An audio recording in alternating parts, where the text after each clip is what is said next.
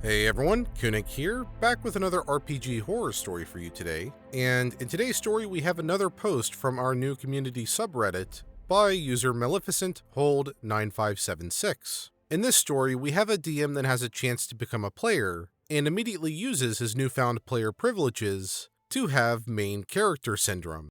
I won't say any more, so with that all said, let's roll for initiative and begin the story. I played a campaign with a player we'll call Arakis, because that was his character's name. Arakis normally DMs for our group, and is actually really good at it. Two of our ongoing campaigns he's running are very fun, and there are a lot of moments that were really fun and memorable in those campaigns. However, this time another player in our group, we'll call DM, wanted to DM a campaign. So Arakis rolled up Arakis, the Githyanki Echo Knight. And yes, he was one of those Githyanki players. The ones that try to justify them having extensive knowledge about everything by saying they're just 20,000 years old and have spent that time studying. He even managed to convince the DM that he should have a dragon, not a wormling. No, a full-blown ancient red dragon. It didn't come up much, but I thought it should be mentioned. Anyway, in this party, Arakis became infamous for coming up with the worst plans. Plans that later began to kill reluctant player characters. 3 times comes to mind when I think of his plans.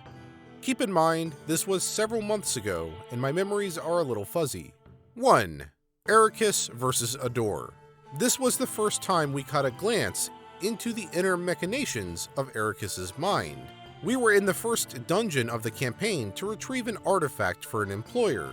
On the first floor, we came to an open room with 3 coffins, each containing a dragon's skeleton, and a massive ornate door made of metal that seemed to shimmer with magic. Arakis and the rogue went to investigate the door while the paladin watched skeletons in case they came alive, and the sorcerer and the bard got high with a kobold. The rogue tries to lockpick the door. Natural 1. Lockpick breaks, and the lock can't be picked because of that. Now, Arakis decided to try to batter the door down. As he does so, a magical blast repels the strike. After trying that a few more times, Arakis decides to try to dig into the stone to go around the door. After having us spend several days just digging, we found out that the magical wall also protected the side of the room. Undeterred, he tried to set up a self-propelling battering ram propelled by centripetal force and the blasts from the wall. Unsurprisingly, this didn't work. Then he had a truly brilliant idea.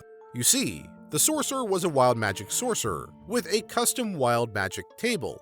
One of those results was an anti-magic field several hundred feet across that lasted for a year or so. You can probably imagine what he had us do next.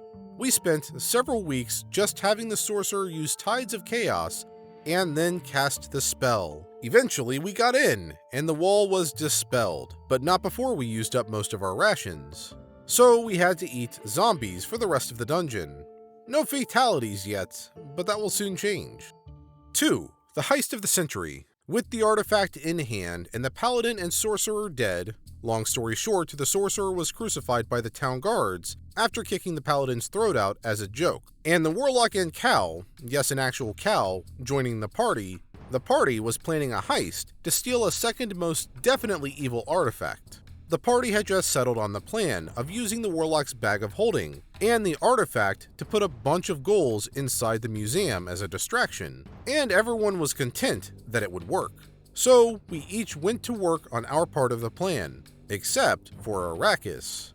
No, he had a better plan. With the help of the bard, he forged some documents that stated that the artifact was being transferred for research. A much better plan, except for the fact that it is hard to forge a document when you don't know what said document is supposed to look like. So suffice to say, when he and the bard handed the forged document to the receptionist at the museum, she told them the document was stamped with the wrong seal, and to come back when it was stamped with the correct seal. Now, dear listener, what does Arakis do? Does he A. Look for the correct seal and make a second set of forged documents with the correct seal? B. Have the bard convince her it was an innocent mistake. C. Cut his losses and go back to the original plan. Or D. Cleave the poor lady in half and reanimate her corpse with the first artifact in front of about 6 guards. If you chose D, you are correct. He seemed surprised when the aforementioned guards attacked him and the bard. Yet, instead of retreating, he decided to fight his way to the artifact, dragging the bard with him. When he reached it and smashed the glass, all of the various exhibits disappeared in a flash of light.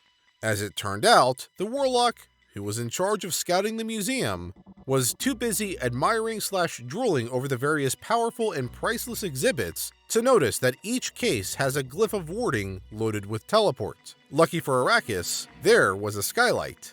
Using one of his Echo Knight powers, he teleported to the roof, but not before selling out our employer, who would later send assassins to kill the party, and abandoning the bard, who was captured and sentenced to death and executed for murder, conspiracy, and larceny.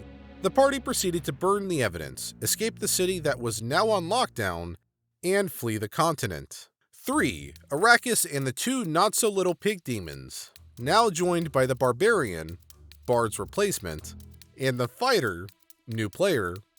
The party was on a quest to save a seaside town from demons so that they could flee the continent. With the help of a friendly archmage, the party was flying up to the side of a massive tower. And when I mean massive, I mean it went upper to the mid-upper atmosphere.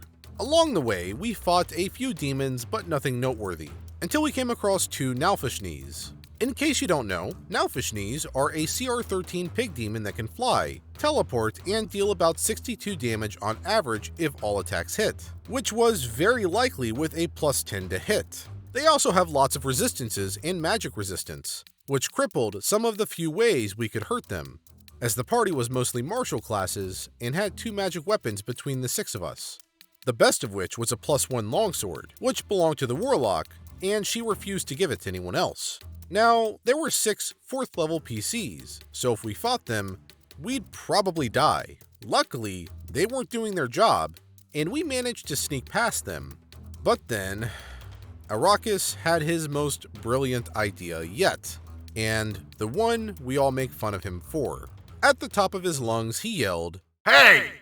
Instantly, the Nalfishnees teleported behind us and luckily missed most of their attacks. Only now did he enlighten us with his masterfully crafted plan. We'd push them, and because the Nalfishnees used wings to fly, when they were prone they'd fall. Now, this didn't work for 3 reasons. 1. The Nalfishnees have pretty high strength, so it was difficult to knock them prone. 2. If they did fall, then most of the party would not be able to hit them, as they were melee focused. And 3. Due to the initiative order, they would only fall about 100 feet before they caught themselves, teleported up to us, and gave another party member a brand new unwanted hole. The only reason why it wasn't a TPK was that the DM was merciful and let us cut off their wings, so they would fall to their death.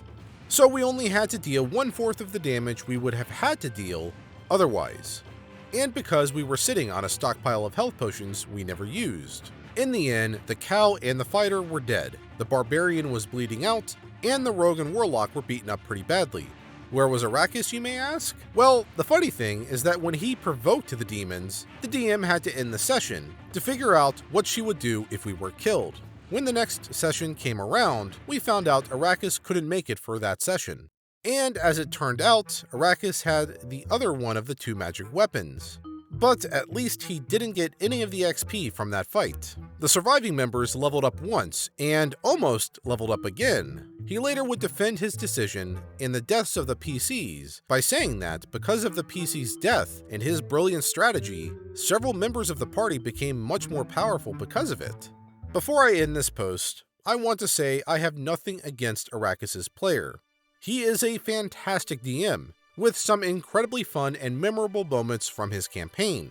These include the Barracuda fight that almost wiped a party of 15th level adventurers, blowing up the Dark Sun, and the party of mostly neutral and good PCs deciding it would be cool to serve Tiamat. All of these certainly deserve their own story, so I won't go into much detail. However, as a player, he tends to be a little arrogant and very power gamey.